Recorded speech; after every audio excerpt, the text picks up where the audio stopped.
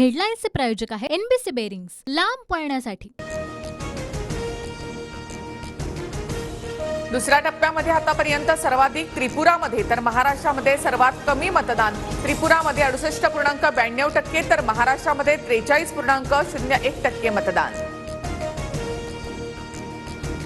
राज्यातील 8 मतदारसंघांमध्ये सर्वाधिक 45.95% मतदान वर्धा मतदारसंघात, तर सर्वात कमी 40.50% मतदान हिंगोली लोकसभा मतदारसंघात।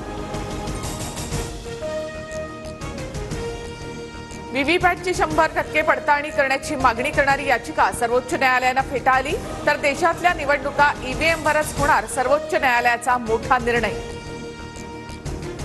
शिवसेनेला कसं बाजूला करायचं यासाठी दिल्लीमध्ये 2017ला कुठे आणि कशी बैठक झाली हे व्हिडिओ सहित सांगू शकतो। धनंजय मुंडेंचा गौप्यस्फोट। 2014 मध्ये तुम्ही केलं ते संस्कार आणि 2019 मध्ये दादांनी जे केलं ती मात्र गद्दारी। धनंजय मुंडेंचा शरद पवार यांच्यावर निशाणा। धनंजय मुंडे यांनी 2017 मधील बैठकीचे पुरावे द्यावेत, सुप्रिया सुळेंचं धनंजय मुंडेंना आव्हान। महाविकास आघाडीच्या काळामध्ये मला खोट्या केसेसमध्ये फसवण्याचा प्रयत्न केला, मात्र चौकशीत काही सापडलं नाही। देवेंद्र फडणवीसांचा महाविकास आघाडी सरकारवर गंभीर आरोप। देवेंद्र फडणवीस खोटारडे, फडणवीस अटक करणार होते म्हणून एकनाथ शिंदे पळून गेले। संजय राऊतांचा फडणवीसांवर पलटवार। नाशिकमध्ये हेमंत गोडसे आणि भुजबळांचे निकटवर्तीय अंबादास खैरेंकडून अर्जाची खरेदी, तर शांतिगिरी महाराज नाशिकमधून अपक्ष निवडणूक लढवणार। पक्षाने सांगितल्यास नाशिकमधून निवडणूक लढणार। नाशिकची जागा आधीच अजित पवार गटाला सुटली आहे, माणिकराव कोकाटेंचं वक्तव्य।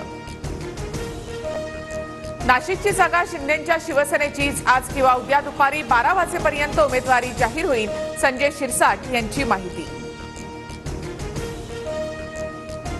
वर्षा गायकवाड यांनी घेतली उद्धव ठाकरे यांची भेट। उत्तर मध्य मुंबई माझ्यासाठी नौखा मतदारसंघ नाही, वर्षा गायकवाड यांनी खासदार करून दिल्लीला पाठवणार, ठाकरेंचं विधान। भाजपचे निवडणूक प्रभारी दिनेश शर्मांची स्थानिक पदाधिकाऱ्यांशी चर्चा।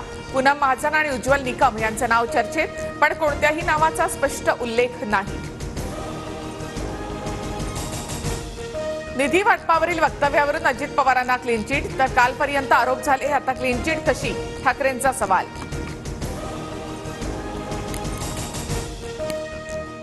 हेडलाईन्सचे प्रायोजक आहे एनबीसी बेरिंग्स, लांब पळण्यासाठी।